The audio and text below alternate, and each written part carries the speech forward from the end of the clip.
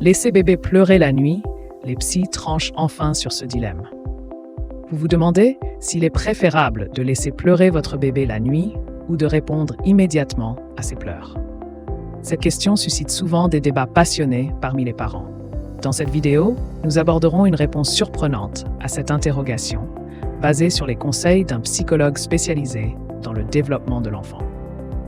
Découvrez comment gérer les pleurs nocturnes de votre bébé de manière bienveillante et efficace. Les bébés se réveillent fréquemment la nuit. Il est tout à fait normal que les bébés se réveillent fréquemment la nuit, car leur sommeil est différent de celui des adultes. En effet, les nouveau-nés ont un cycle de sommeil plus court et passent davantage de temps en sommeil léger, ce qui les rend plus sensibles aux stimuli environnants.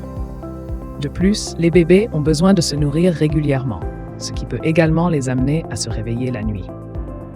Il est essentiel pour les parents de répondre aux pleurs de leur enfant lorsqu'il se réveille, car cela contribue à le rassurer et à renforcer le lien d'attachement sécurisant entre l'enfant et ses parents.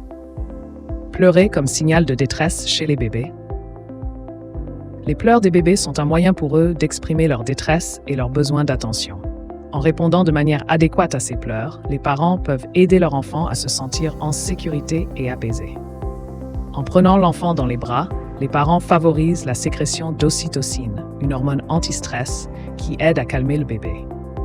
Cette réponse attentive aux pleurs de l'enfant renforce le lien d'attachement entre les parents et l'enfant, contribuant ainsi à son bien-être émotionnel et à son développement sain.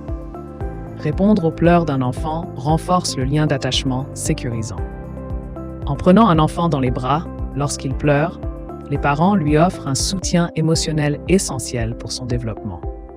En effet, répondre de manière adéquate aux pleurs d'un enfant permet de créer un lien d'attachement sécurisant qui est crucial pour sa santé mentale et émotionnelle.